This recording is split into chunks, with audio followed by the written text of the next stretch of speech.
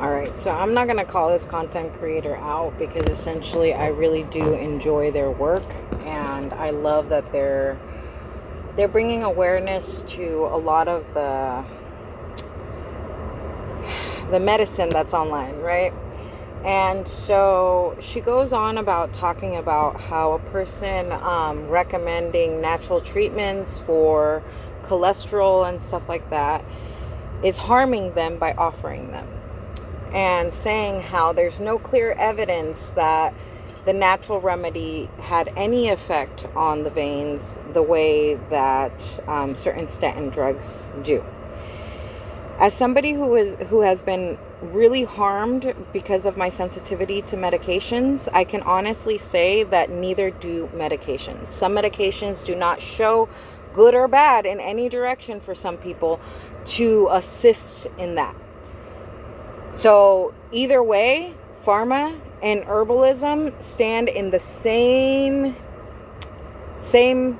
plateau when it comes to showing evidence of reversal or decreasing certain ailments. However, even though the herb may not be showing the effect right away on the blood work or on the veins themselves or other organs and such like that, most herbalism is created in a way to not only manage symptoms, but also use whatever you're being exposed to in life, whether it's chronic stress, domestic violence, trauma of any sort, medical trauma, physical trauma, childhood trauma, all of that shit. So herbalism draws on that to give you an herb that will help you to reconnect to that so that you can get the root cause of what's causing your body's dysfunction. It's why maintenance care with herbalistic treatments works really well for some people like myself.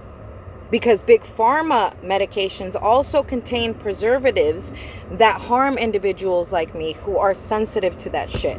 So your video in that particular instance is just as harmful as his video, because you're trying to say that it's ineffective because there's no evidence. Okay, cool. If you're going to use science, use it properly to also describe that big pharma has that same issue with some medications.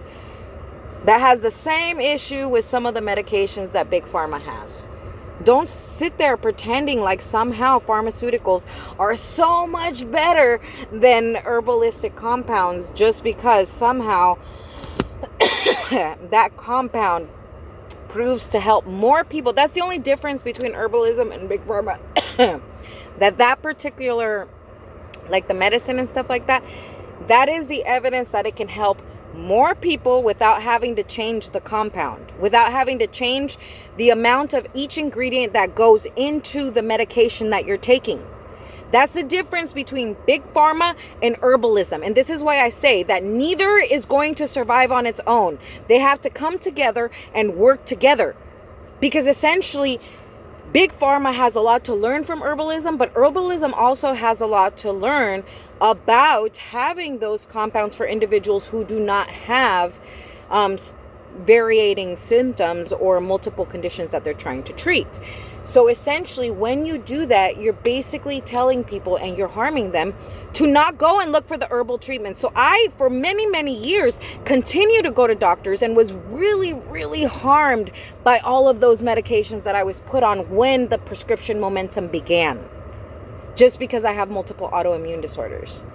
So please be responsible with the content that you're putting out there, because essentially it's just as harmful as the other side's content. If you're trying to say that for some reason Western medicine is the go-to to fucking get shit fixed for chronic illness and maintenance, oftentimes Western medicine is only going to give you the diagnostics. The maintenance itself is not going to come from big pharma. For long-term maintenance care, unless your condition requires extreme medical intervention, for things that require low maintenance, big pharma is not going to have the answers for you.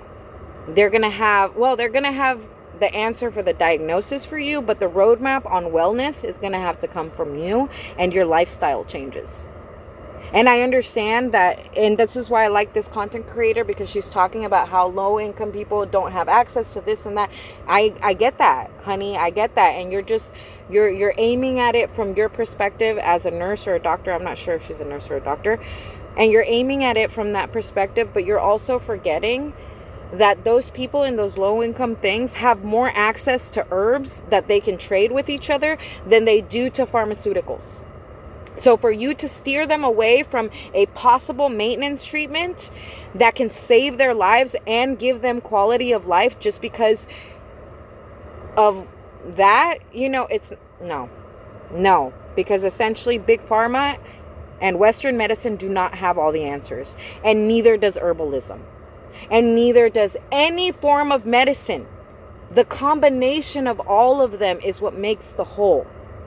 And if you're not willing to accept and understand that, you're always going to give your patients less than basic care because you're not offering them all the options that are out there for them to be able to get a better quality of life. And I'm not saying that herbalism on its own or ancient medicine on its own is a cure-all, because it is not. I've been saying the opposite, that you got to combine the two, and you got to stay within your lane and don't get delusional, because miracles are not what you think they are. Yes, there are miracles of reversal of disease and miracles of cancer disappearing and shit like that. Yes. But the miracle of living with chronic illness, if you haven't reached that point, is learning to live with it and getting quality of life. And my kidneys going into remission is demonstration of that. Because it confused all the doctors that, without looking at the chart, are doing all their tests again. Like, how did they diagnose this condition? If your markers, blah, blah, blah. With biopsies of the actual organ, that's how they diagnosed it. So please, you guys, on both ends, be more responsible with what you're saying and do not give any definitives. You have no right to definitives because you don't know it all, and neither does the other person. And believe it or not, the juice that he was suggesting, for some people, it does aid them in prevention and in reduction when they've barely begun with the condition. So maybe a person that has already developed a very serious variation of that condition may not be helped by the herbal. That's when medicine needs to chime in, get it back to baseline or to the new baseline. And then the herbal is what takes over having to be on pharmaceuticals for the rest of your life. Your diet and your herbal choices, what you cook with and how you cook with it and everything like that, is what maintains it in that baseline remission. Stop being foolish, because unless we start addressing, if we really want medicine to be what it is, you need to start believing that food is medicine. Doctors need to start advocating for a lot of these things that are in the market to not be in the market. Foods that we know are harming people. Glyphosate, the poison that they use on our fruits and vegetables, needs to be reduced and removed from the market and not be used anymore.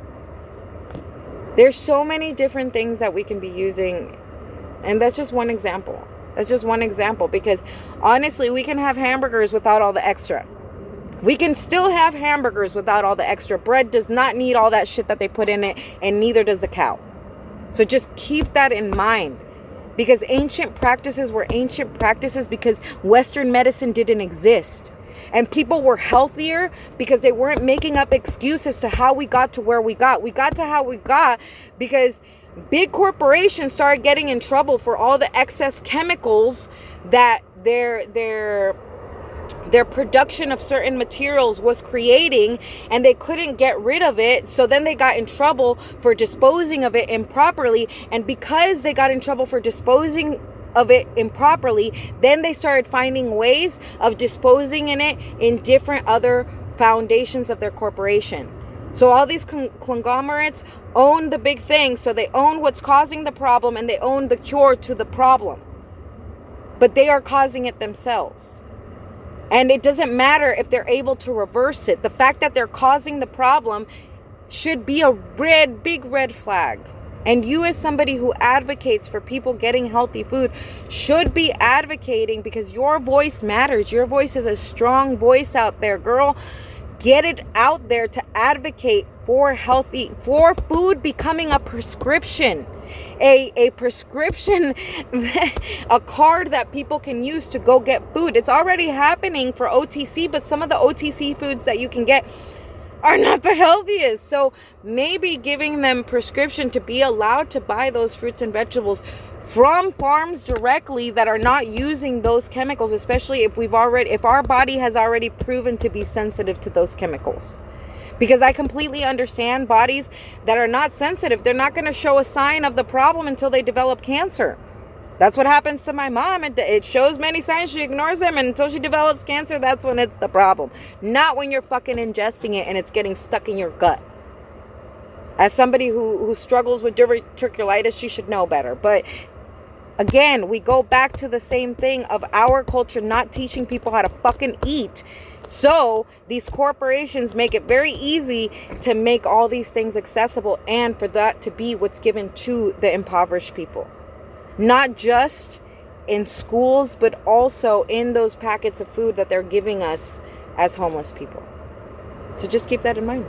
Keep it in mind, because if you actually care about health or well-being, you'd be moving towards trying to get food as a prescription for people, housing as a prescription for people, fighting for pharmaceutical companies to give food and housing to the impoverished people. Not trying to tough love everybody into compliance, and not trying to bring down herbalism, because medicine is not up to par. Neither one of you is, and you know it. I love you and have a good day.